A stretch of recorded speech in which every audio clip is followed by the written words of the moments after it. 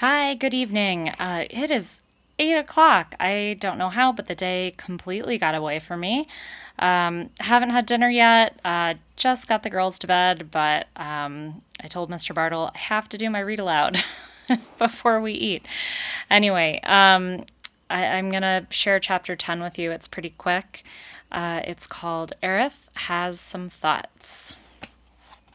Hunched on his perch in the cottonwood tree, Aerith stared gloomily at the falling rain. Lightning crackled overhead. Thunder rumbled. The world had become gray and sodden.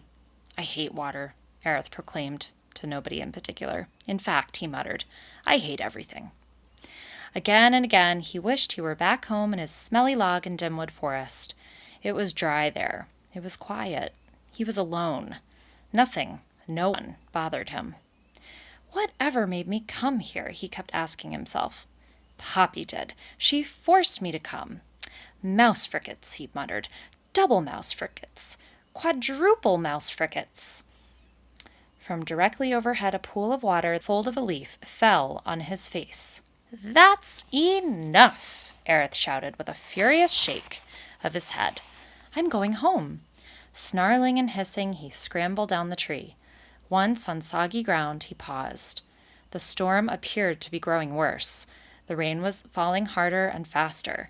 If he went, he could get soaked. Then a wind shook the tree, causing a cascade of water to plop on his head. He moaned. If he stayed, he would get soaked. Where was that foolish mouse? Why did he even bother with her?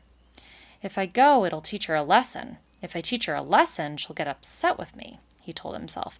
If she gets upset, she'll scold me. Then I'll feel bad. Why should I care? She's just a friend. No, he corrected himself. I have no friends. I don't want friends. Poppy's just an acquaintance, a passerby. Poppy, he bellowed, where are you? Why don't you come back? I need... He bit off the rest of the sentence. Spider spit, he swore out loud. Sticky, slimy, sloppy spider spit. Furious, he jumped out from under a tree, only to sink knee-deep in mud. Complaining bitterly, he shook his paws free. Maybe Poppy's coming now, he thought. I'll meet her halfway, make her hurry. Tell her to stop all this drivel about ragweed. Ragweed, he growled. I hate ragweed. He tore down the path he had seen Poppy take. As he went, the rain came down harder. Water poured over his face. He felt like a decaying mushroom. Stupid storm, he shouted. He peered down the path. There appeared to be nothing before him but water, mist, mud, and more mud. The porcupine shivered violently, making his quills rattle like a bag of old bones. Better go back to that tree and wait for her there, he decided. It was a little drier there.